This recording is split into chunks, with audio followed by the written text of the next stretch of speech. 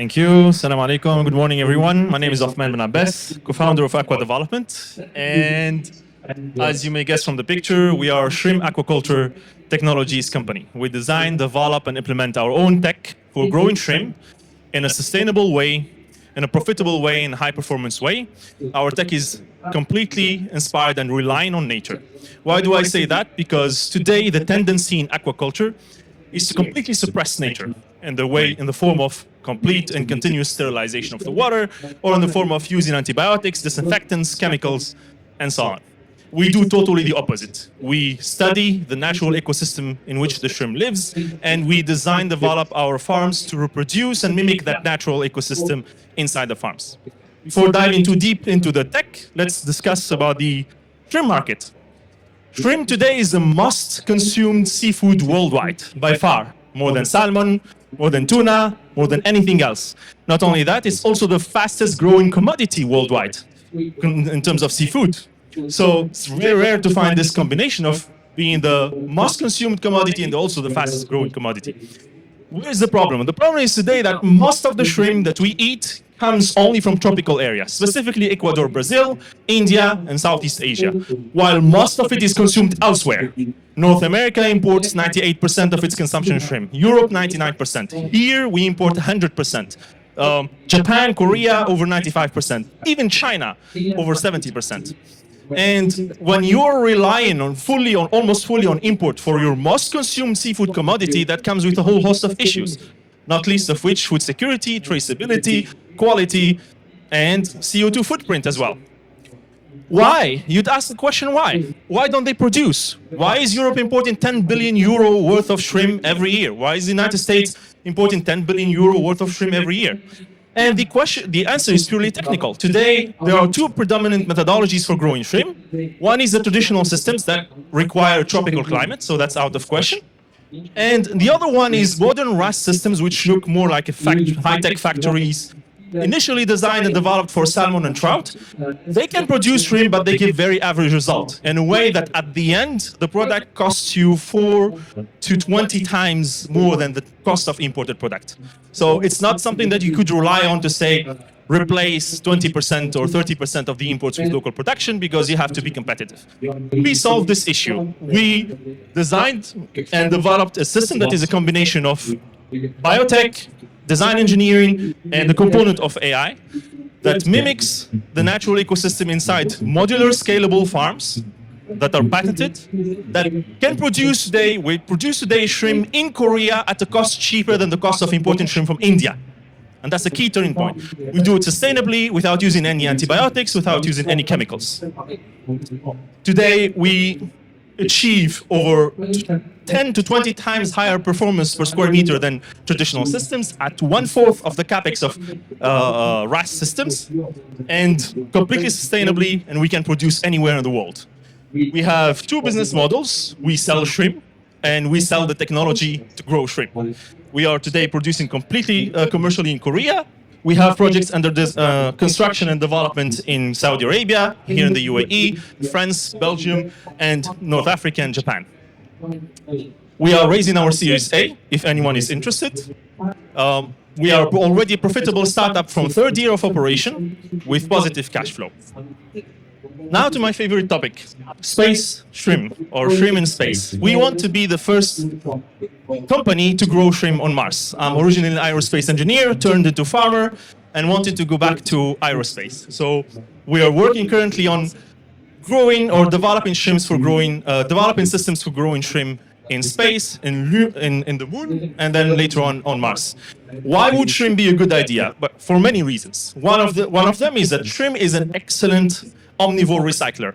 You can take any food waste with a minimum treatment, it becomes feed for shrimp. Shrimp also has an excellent feed conversion ratio. You give it 1 kilo of feed, you get almost 1 kilo of shrimp. And it starts its life as a microscopic organism, so very easy to transport. You can take 1 kilo of baby shrimp. After 4 months of growth, it becomes 20 tons of food. 20 tons. So you can imagine how efficient as a payload it can be. We're in the phase of initial requirement design and definition and system design. If anyone has the phone number of Elon Musk and can share it with us, I would be grateful. And with this, I'll end my presentation to open the floor for Q&A. Thank you very much.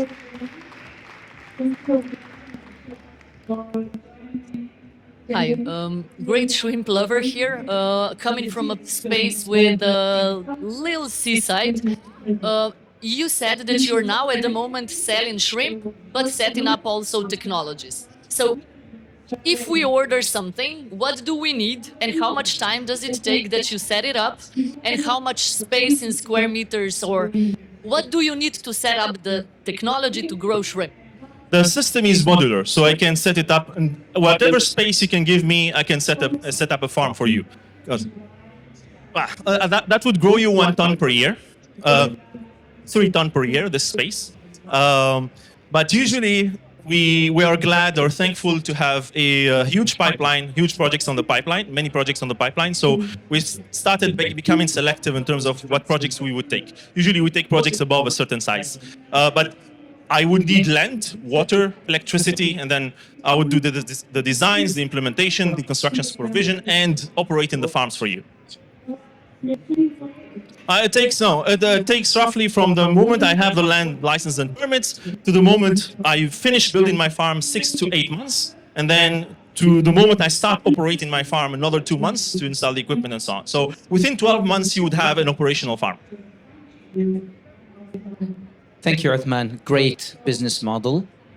Are you considering other animal more than shrimp in the future? We have R&D ongoing with some type of fish like grouper, with lobster as well, with other species of shrimp. But as I mentioned, shrimp is literally the most consumed seafood. So there is already a lot of things to do on shrimp itself. So we do have some R&D ongoing, but at the moment, we're focusing on, first of all, becoming the leader or becoming one of the leaders in the industry in shrimp farming. Do you have a franchising model? Yes. Our first project in Saudi Arabia, for example, is under a franchising model where we build, operate the farm, and then get a franchising fee and a share of the profits. Thank you. My pleasure. I have 2 questions, quick ones. So first one is, what is your TAM in Mars? That's a very difficult question to ask, actually. The TAM in Mars would not be calculated by dollars. The TAM in Mars would be calculated by the ambition of human beings to go beyond this planet and beyond the current abilities and the current dreams of humanity. So I wouldn't calculate, I wouldn't be able to give you a dollar number for that. I accept it. The second one, can you talk more about competition? Yes, there is. So in competition, there are 2 types of competition. Today, as I mentioned in the previous slides, so most of the shrimp is consumed in areas where there is no production. So if you talk about the competition producing already in tropical areas, that's mostly traditional systems. And then there are some projects happening, for example, in France, in Europe, in the United States, and so on. And mostly those systems, they are able to produce shrimp, but the capex and opex are so heavy that they are limited to targeting a niche consumer that are able to pay 20 times the normal price just to be able to eat made in London or made in Paris and so on. So for the moment, to my knowledge, we don't know of anybody able to produce shrimp in those areas of the market that consume the most in an economically viable way or in a commercially competitive way. We are able to beat Indian shrimp prices coming from India or from Ecuador or from Indonesia. Thank you, Othman. I love your ambition regarding Mars and also a great answer to the question regarding TAM. Thank you. I wonder, how nutritious are those shrimp that you produce? Very good question. So we had a couple of visitors from experts in the industry, and one of the comments that we had, hey, your shrimp don't have off taste, first of all. Off taste is an issue that you have in general aquaculture products. Because one of the reasons is because they sterilize the water, they remove the ecosystem, so something develops called geosmine, develops in the tissue that gives a bad taste. That's also influence the nutritional value. Because we reproduce the natural ecosystem in our farms, actually there is no off taste, first of all. We have sushi restaurants completely switching to our shrimp. And secondly, because also we reproduce the natural ecosystem, we can be as close as possible to the nutritional value of wild shrimp as we can in terms of aquaculture. Thank you very much. My pleasure. Thank you.